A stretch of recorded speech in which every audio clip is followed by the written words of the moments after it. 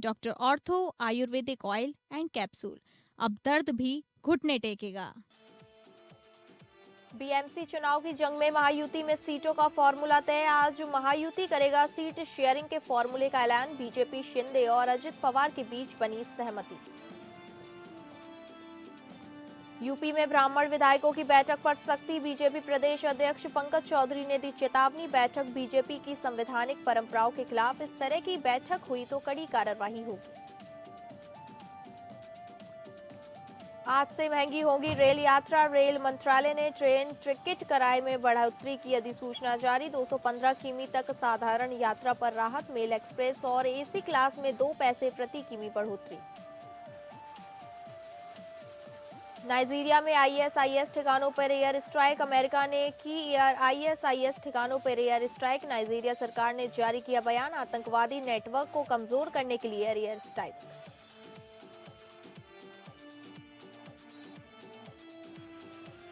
नमस्कार, आप सभी का स्वागत है और मैं हूं आपके साथ अंकिता सिंह। बुलेटिन की शुरुआत करते हैं। महाराष्ट्र में महायुति के सीट बंटवारे का फॉर्मूला तय हो गया है।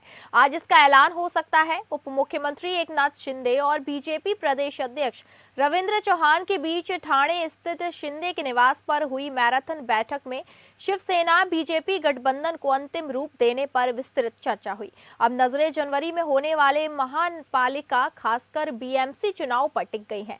माना जा रहा है कि यदि देवेंद्र रविंद्र की यह जोड़ी इसी तरह की रणनीति के साथ आगे बढ़ती है तो आने वाले महापालिका चुनाव में भी भाजपा का दबदबा कायम रह सकता है। ऐसे में महायुति के सहयोगी दल आगे किस रणनीति के साथ मैदान में उतरने हैं, यह देखना राजनीतिक रूप से बेहद अहम होगा।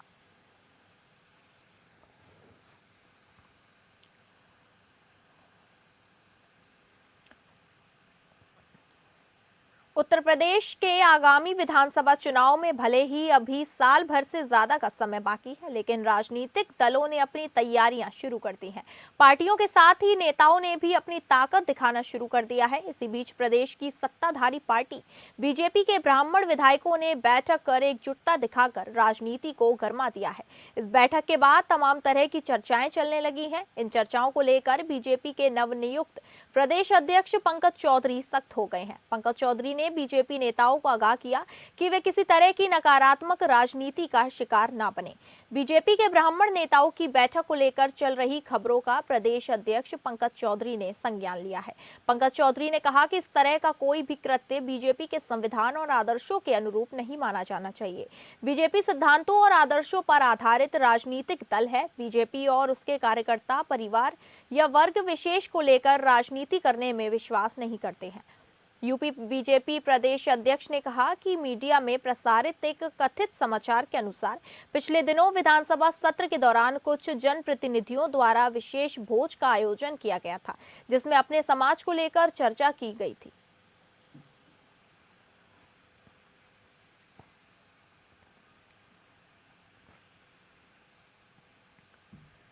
उत्तराखंड की बहुचर्चित अंकिता भंडारी हत्याकांड के मामले में इन दिनों एक बार फिर से चर्चाएं शुरू हो गई हैं। इस मामले में आरोपियों को न्यायालय ने पहले ही आजीवन कारावास की सजा दी है।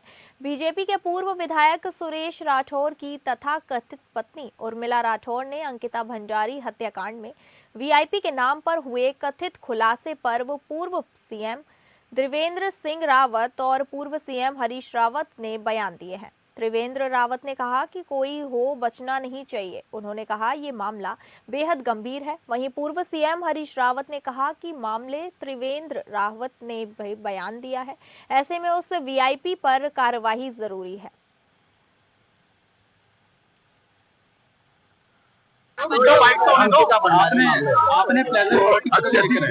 अत्यधिक गंभीर है और आज त्रिवेंद्र सिंह रावत पूर्व मुख्यमंत्री ने भी कहा है कि इस मामले की जांच होनी चाहिए और इस मामले की नए सिरे से सीबीआई के द्वारा जांच आवश्यक है, ताकि वो गट्टू जिसे वीवीआईपी बताया जा रहा है, जिसका जिक्र अंकिता ने भी अपने बयान में किया है, उसका चेहरा सामने आ सके।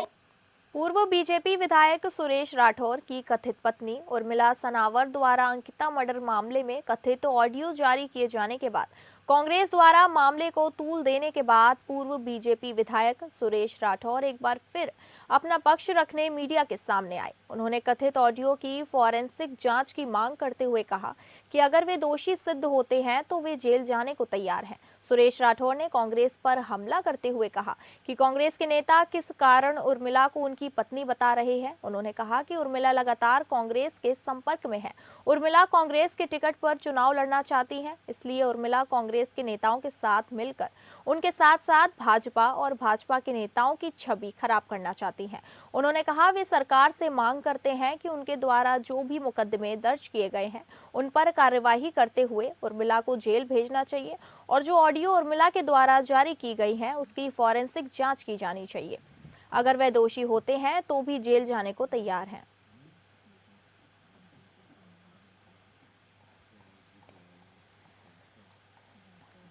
आपको बता दें कि उन्होंने कथित ऑडियो की फॉरेंसिक जांच की मांग करते हुए कहा है कि अगर वे दोषी सिद्ध होते हैं तो वे जेल जाने को तैयार हैं। और सुरेश राठौर ने कांग्रेस पर हमला करते हुए कहा कि कांग्रेस के नेता किस कारण उर्मिला को उनकी पत्नी बता रहे हैं। उन्होंने ये भी कहा कि उर्मिला लगातार कांग्रेस के संपर्क में है। उर्मिला कांग्रेस के टिकट पर चुनाव लड़ना चाहती हैं, इसलिए उर्मिला कांग्रेस के नेताओं के साथ मिलकर उनके साथ साथ भाजपा और भाजपा के नेताओं की छवि खराब करना चाहती है। उन्होंने ये भी कहा कि वे सरकार से मांग करते हैं कि उनके द्वारा जो भी मुकदमे दर्ज किए गए हैं उन पर कार्यवाही करते हुए उर्मिला को जेल भेजना चाहिए और जो ऑडियो उर्मिला के द्वारा जारी की गई हैं उनकी फॉरेंसिक जांच की जानी चाहिए। अगर वे दोषी होते हैं तो भी वह जेल जाने को तैयार हैं। फैब्रिकेटेड बयान है। कांग्रेस के नेता के द्वारा वार्ता की गई, उसके द्वारा जारी किया गया और भारतीय जनता पार्टी को बदनाम करने का षड्यंत्र कांग्रेस का कुचक्र है। एक ही दिन के अंदर हरिद्वार, उसी दिन केंद्रीय कार्यालय के अंदर प्रदेश अध्यक्ष द्वारा प्रेस वार्ता करना, अगले दिन देहरादून जाकर प्रेस वार्ता करना, ये पिछले 4-5 दिनों से कांग्रेस के नेताओं के संपर्क में बराबर है। उससे पहले इसने एक बार जिक्र किया था, मुझे कांग्रेस रायपुर विधानसभा से चुनाव लड़ाना चाहती है, राजपुर की विधानसभा रिजर्व है। वो लोग इसके संपर्क में हैं। आप उसकी जांच कराओ, आपको पता लग जाएगा कि किसके कहने के ऊपर ये बोल रही है, जो भारतीय जनता पार्टी को बदनाम करने का काम कर रही है, माननीय दुष्यंत गौतम जी को बदनाम करने का काम कर रही है, माननीय महेंद्र भट्ट जी को बदनाम करने का काम कर रही है, माननीय अपने पुष्कर सिंह धामी जी को बदनाम करने का काम कर रही है, माननीय यतीश्वरन को और सोम मेरे को बदनाम करने का काम।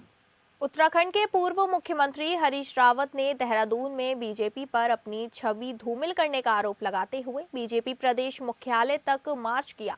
उन्होंने अपने सैकड़ों कार्यकर्ताओं के साथ पहुंचकर बीजेपी के खिलाफ नारेबाजी भी की।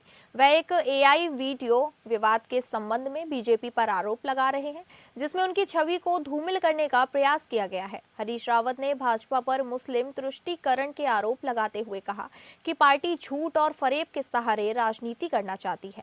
उन्होंने पुलिस में शिकायत दर्ज कराई है और भाजपा के खिलाफ कार्रवाई की मांग की है। हरीश रावत का आरोप है कि भाजपा ने उनके खिलाफ एआई से तैयार वीडियो प्रसारित कर उनकी छवि खराब करने की कोशिश की है। उन्होंने कहा कि वह इस तरह के झूठे प्रचार के खिलाफ लड़ाई लड़ेंगे और न्याय यात्रा निकालेंगे। हरीश रावत ने ये भी कहा कि भाजपा की राजनीति झूठ, फरेब और प्रपंच के बदौलत चल रही है। मैं व्यक्तियों पर आक्षेप नहीं करता, लेकिन भाजपा का जो भी मुखिया है, मेरी नजर में वो मेरे प्रति दुष्प्रचार करने, झूठ बोलने और मेरी पार्टी को क्षति पहुंचाने का दोषी, और उसके लिए आर्टिफिशियल इंटेलिजेंस का इस्तेमाल कर। मैं आज यहाँ इसलिए आया हूँ कि भाजपा के दोस्तों, आपने और आपके छद्म में मुझको पाकिस्तानी जासूस दिखाया गया है और उसके बाद गोली मारी गई, जिससे मेरे प्रति लोगों के मन में नफरत पैदा हो और हिंसा बढ़े, मेरे साथ हिंसा की जाए। आपने मेरी जिंदगी को खतरे में डालने का प्रयास किया है। प्रयागराज में माघ मेला में जमीन आवंटन को लेकर विवाद थमने का नाम नहीं ले रहा है। जमीन और सुविधा आवंटन के लिए मेला प्रशासन ने 26 दिसंबर की तिथि निर्धारित की है, लेकिन चोरी छिपे प्रभावशाली लोगों को जमीन आवंटन कराने का आरोप लगाते हुए बड़ी संख्या में संस्थाओं से जुड़े लोगों ने गुरुवार की रात में मेला प्राधिकरण कार्यालय पर धरना प्रदर्शन किया। प्रदर्शनकारियों ने आरोप लगाया है कि प्रशासनिक अधिकारी नई संस्थाओं को 26 दिसंबर को जमीन देने की बात कर रही है, लेकिन कई ऐसी नई संस्थाएं हैं जिनको अधिकारियों ने मेला में जमीनें आवंटित कर दी हैं और उनके कैंप लगाने भी शुरू कर दिए हैं। पिछले कई दिनों से मेला प्रशासन कार्यालय में अधिकारी जन सुनवाई कर रहे हैं। नई संस्था के आवेदकों को 26 दिसंबर को आने की बात कहकर बैरंग वापस लौटा दिया जा रहा है। कई नई संस्थाओं को मेला क्षेत्र में जमीनें आवंटित करने का आरोप लगाते हुए गुरुवार की रात को बड़ी संख्या में संत महात्माओं एवं संस्था के लोगों ने धरना प्रदर्शन शुरू कर दिया। प्रदर्शनकारियों ने मुख्य द्वार को जाम कर दिया और चेतावनी दी कि जब तक उन लोगों को जमीन और सुविधा नहीं मिलेगी वे लोग अपना प्रदर्शन जारी रखेंगे। प्रदर्शन करने वालों में प्रमुख रूप से प्रणव दास, विद्या पीठाधीश्वर, रवि कृष्ण दास जी, शनि महाराज, जौनपुर वाले एवं अन्य संत मौजूद रहे।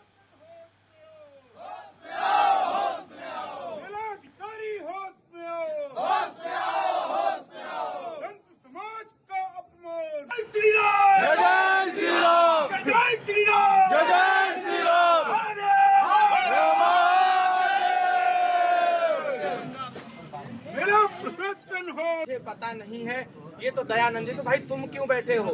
हम लोगों के लेटर पैड का महत्व होता है, लिख के देने पे उसकी गरिमा है, संतों की गरिमा है। संतों की गरिमा को नष्ट किया जा रहा है। रोज सुबह 8 बजे से रात में 1 बजे तक संत यहाँ बैठे और उसका निराकरण। महाराज जी, आपका परिचय जानना चाहेंगे। यज्ञ सम्राट स्वामी प्रणव दास जी महाराज, महंत वसुधारा बद्रीनाथ। उत्तर प्रदेश के अमरोहा में आप सांसद संजय सिंह की वोट बचाओ संविधान बचाओ पदयात्रा पहुंची। आम आदमी पार्टी के वरिष्ठ नेता, उत्तर प्रदेश प्रभारी और सांसद संजय सिंह के नेतृत्व में 6 दिवसीय पदयात्रा 27 दिसंबर को अमरोहा में समाप्त होगी। सांसद संजय सिंह ने बताया कि भाजपा द्वारा उत्तर प्रदेश में सबसे बड़ी वोटों की चोरी, मतदाता सूची से नाम काटने, गरीब, दलित, पिछड़े, अल्पसंख्यकों को वोट के अधिकार से वंचित करने और संविधान को कमजोर करने की कोशिशों के खिलाफ जनता को सचेत करने का अभियान है। संजय सिंह ने भाजपा पर निशाना साधते हुए उन्नाव में हुए रेप पीड़िता के आरोपी कुलदीप सेंगर को जमानत मिलने पर कहा कि इसमें सीबीआई पूरे साक्ष्य पेश नहीं कर पाई, सरकार सही तरीके से मुकदमा नहीं लड़ पाई, जिसकी वजह से आरोपी को जमानत दिल्ली हाई कोर्ट ने दे दी है। पदयात्रा के दौरान रास्ते में विभिन्न स्थानों पर सैकड़ों कार्यकर्ताओं, युवाओं, महिलाओं और स्थानीय नागरिकों ने संजय सिंह का गर्मजोशी से स्वागत किया और पदयात्रा में शामिल होकर वोट और संविधान बचाओ के इस आंदोलन को अपना समर्थन दिया। इस दौरान संजय सिंह ने कहा कि चुनाव आयोग जो एसआईआर कर रहा है वह असंवैधानिक है, लोगों को गुमराह करने का रास्ता है। यही हम क्षेत्र के लोगों को बताना चाहते हैं। वोट बचाओ संविधान बचाओ की पदयात्रा है जो 21 तारीख से रामपुर से निकली है। कल इसका समापन होगा। उत्तर प्रदेश में करीब 4 करोड़ वोट काटे जा रहे हैं और इसके बाद चुनाव का कोई मतलब नहीं बचेगा, लोकतंत्र का कोई मतलब नहीं बचेगा। 14 लाख वोट मुरादाबाद में काटे जा रहे हैं और औसतन 2.25 लाख वोट एक विधानसभा में। इसका मतलब आप अंदाजा लगा सकते हैं कि किसके लिए ये एसआईआर हो रहा है, सिर्फ और सिर्फ बीजेपी को फायदा पहुंचाने के लिए। से ही है, वोट को बचाना है और अपने संवैधानिक अधिकारों को बचाना है। जो चुनाव आयोग है वो एसआईआर जो कर रहा है वो गैर संवैधानिक है। ये हम इस देश के लोगों को बताना चाहते हैं। कड़ाके की ठंड को देखते हुए योगी सरकार ने रैन बसेरा बनाने और उसमें समुचित बंदोबस्त करने के निर्देश दिए हैं। कुशीनगर के पडरौना नगर पालिका में भी रैन बसेरा बनाया गया है। इस रैन बसेरा में चेयरमैन विनय जायसवाल द्वारा लोगों को खाना बनाकर खिलाने का एक वीडियो वायरल हो रहा है। हमारे संवाददाता ने बीती रात इसकी जमीनी हकीकत जाना। देखिए ये रिपोर्ट। एक ऐसा वीडियो वायरल हो रहा है जिसमें पडरौना नगर पालिका के चेयरमैन खुद अपने हाथों से रसोई में भोजन पकाते नजर आ रहे हैं। बताया जा रहा है कि यह वीडियो पडरौना नगर पालिका क्षेत्र के रैन बसेरे का है। इसी का पड़ताल करने हम इस रैन बसेरे में पहुंच चुके हैं। आप हमारे पीछे देख सकते हैं कि यह वही रैन बसेरा है जहां पर वो वीडियो में खाना बनाते नजर आ रहे हैं। यहाँ शौचालय है और ये रैन बसेरा जिसमें पुरुषों के रहने की व्यवस्था है। हम जानेंगे कि अंदर क्या स्थिति है, कितनी व्यवस्थाएं हैं। बहुत अच्छा व्यवस्था मिल पा रही है हम लोग को। कहाँ से आए हैं? गोपालगंज। क्या क्या सुविधा है यहाँ पे? खाना पीना रहना सब चीज़ का व्यवस्था है यहाँ पे। अगर गर्म पानी की बात करें या फिर और चीज़ों की पानी का भी व्यवस्था है। यहीं पर हमारे साथ पटौरा नगर पालिका के चेयरमैन भी मौजूद हैं, विनय जायसवाल। हम इनसे बात करें, जानेंगे। अभी मैंने एक वीडियो सोशल मीडिया पर देखा जहां आप खाना बनाते नजर आ रहे हैं, क्या इसकी सच्चाई है? देखिए, उत्तर प्रदेश के यशस्वी मुख्यमंत्री पूज्य महाराज श्री का यह निर्देश है कि कोई व्यक्ति पूरे प्रदेश में भूखा न सोए। और इस समय चूंकि कड़ाके की ठंड चल रही है, शीतलहर का प्रकोप है, तो पूरे उत्तर प्रदेश को के नगर निकायों को यह निर्देशित किया गया है कि आप लोग अपने अपने रैन बसेरे में उनकी व्यवस्था, मतलब सारी व्यवस्था करनी चाहिए। और जो भोजन बनाने का है, तो ऐसा नहीं कि भोजन बनाने के नहीं, 2 हलवाई यहाँ पर लगे हैं, 3 उनके साथ कर्मचारी हैं, लेकिन सेवा भाव से, चूँकि हम लोग पूज्य योगी आदित्यनाथ जी महाराज के शिष्य होने के नाते, चूँकि वहीं से हम लोगों को जो भी सीखने का मिला है, उसके नाते हम लोग सेवा भाव से यहाँ पर भोजन की व्यवस्था कराते हैं।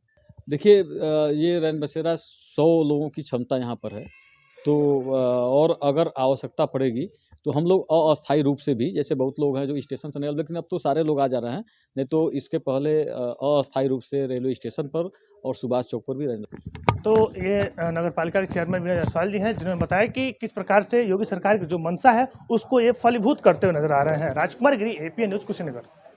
अमृतसर के रणजीत एवेन्यू इलाके में स्थित एक जिम में इंटरनेशनल बॉडी बिल्डर अमन के साथ मारपीट की घटना सामने आई है। यह मामला जिम की हिस्सेदारी को लेकर हुए विवाद से जुड़ा बताया जा रहा है। पीड़ित अमन का कहना है कि जिम में सारा पैसा उसने लगाया था, लेकिन उसने 70% हिस्सेदारी मनप्रीत के नाम पर रखी थी। अमन के अनुसार लालच के चलते मनप्रीत ने जिम पर पूरा कब्जा करने की कोशिश की और इसी विवाद ने हिंसक रूप ले लिया। अमन का आरोप है कि विवाद के दौरान उसकी मंगेतर ने उसके साथ धक्का मुक्की भी की और मारपीट भी की। उसने बताया कि इस दौरान उसके बाल खींचे गए और उसे चोटें भी आई।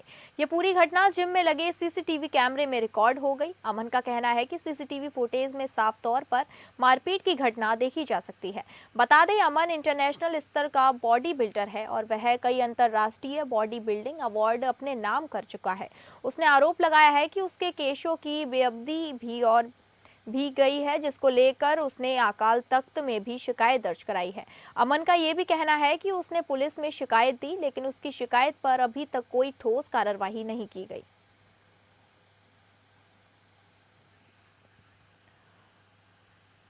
रेल यात्रा करने वाले यात्रियों के लिए बड़ी खबर है। अगर आप ट्रेन से यात्रा करते हैं तो अब आपके लिए आपको ज़्यादा चेप ढीली करनी पड़ेगी। रेल मंत्रालय ने ट्रेन टिकट किराए में बढ़ोतरी को लेकर औपचारिक अधिसूचना जारी कर दी है। मंत्रालय के अनुसार नए किराए शुक्रवार यानी 26 दिसंबर 2025 से प्रभावी होंगे। इससे पहले 21 दिसंबर को किराया बढ़ाने के फैसले की घोषणा की गई थी। नई व्यवस्था के तहत साधारण श्रेणी में 215 किलोमीटर तक की यात्रा पर कोई अतिरिक्त शुल्क नहीं लिया जाएगा। हालांकि 216 किलोमीटर से अधिक की यात्रा पर किराया बढ़ेगा। साधारण श्रेणी में 1 पैसा प्रति किलोमीटर और मेल एक्सप्रेस ट्रेनों की नॉन एसी और सभी एसी श्रेणियों में 2 पैसे प्रति किलोमीटर की बढ़ोतरी की गई है। रेल मंत्रालय ने स्पष्ट किया कि वह इस साल दूसरी बार किराया संशोधन है। इससे पहले जुलाई 2025 में भी यात्री किराए में बढ़ोतरी की गई थी। मंत्रालय का कहना है कि किराया बढ़ाने का मकसद यात्रियों की वहन क्षमता और रेलवे के संचालन खर्च के बीच संतुलन बनाना है। वहीं मंत्रालय के अनुसार उपनगरीय सेवाओं और सीजन टिकटों में कोई बदलाव नहीं किया गया है, जिससे रोजाना यात्रा करने वाले यात्रियों पर अतिरिक्त बोझ ना पड़े। साधारण नॉन एसी ट्रेनों में दूसरे दर्जे यानी सेकेंड क्लास के लिए 215 किलोमीटर तक किराए में बदलाव नहीं होगा। 216 से 750 किलोमीटर की दूरी पर 5 रुपए, 751 से 1250 किलोमीटर पर 10 रुपए, 1251 से 1750 किलोमीटर पर 15 रुपए और 1751 से 2250 किलोमीटर की यात्रा पर 20 रुपए की बढ़ोतरी होगी। स्लीपर क्लास और फर्स्ट क्लास में नॉन सबर्बन यात्रा के लिए 1 पैसा प्रति किलोमीटर की दर से समान रूप से किराया बढ़ाया गया है। वहीं मेल एक्सप्रेस ट्रेनों में sleeper, AC chair car, AC 3 tier, AC 2 tier, AC first class सभी में 2 पैसे प्रति किलोमीटर की बढ़ोतरी लागू होगी। वहीं अधिसूचना में यह भी साफ किया गया कि भारतीय रेलवे की प्रमुख सेवाएं राजधानी शताब्दी, वंदे भारत, डुरंटो, गरीब रथ, अमृत भारत, हमसफर और अन्य ट्रेनों भी इन संशोधित दरों के दायरे में आएंगी। हालांकि 26 दिसंबर से पहले बुक किए गए टिकटों पर कोई अतिरिक्त शुल्क नहीं लगेगा, भले ही यात्रा बाद में तारीख में हो।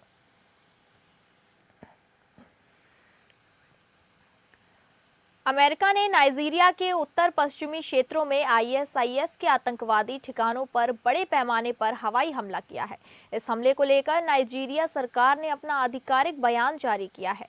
सरकार ने कहा कि आतंकवाद और हिंसक उग्रवाद से निपटने के लिए वह अमेरिका समेत अन्य अंतर्राष्ट्रीय साझेदारों के साथ लगातार सुरक्षा और खुफिया सहयोग कर रही है। इसी सहयोग के तहत नॉर्थ वेस्ट नाइजीरिया में आतंकवादी ठिकानों पर एयर स्ट्राइक के साथ इसके जरिए सटीक निशाना साधा गया। नाइजीरिया सरकार ने दोहराया कि सभी आतंकवाद रोधी प्रयासों का मुख्य उद्देश्य नागरिकों की सुरक्षा, राष्ट्रीय एकता की रक्षा और सभी नागरिकों के अधिकार एवं गरिमा का संरक्षण करना है।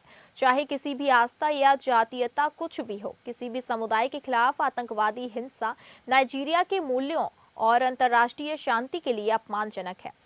फेडरल सरकार अपने साझेदारों के साथ मिलकर आतंकवादी नेटवर्क को कमजोर करने, उनके वित्त पोषण और लॉजिस्टिक को बाधित करने और सीमा पार से उत्पन्न खतरों को रोकने के लिए लगातार प्रयास कर रही है। साथ ही नाइजीरिया अपनी सुरक्षा संस्थाओं और खुफिया क्षमताओं को मजबूत कर रहा है। विदेश मंत्रालय ने कहा कि यह सुरक्षा और खुफिया सहयोग जारी रहेगा और जनता को उपयुक्त आधिकारिक चैनलों के माध्यम से नियमित रूप से सूचित किया जाएगा। गौरतलब है कि नाइजीरिया लंबे समय से आतंकवादी हिंसा का सामना कर रहा है। देश के उत्तर और उत्तर पूर्वी हिस्सों में आईएसआईएस से जुड़े गुटों और बोको हराम जैसे संगठनों की गतिविधियां लगातार जारी हैं।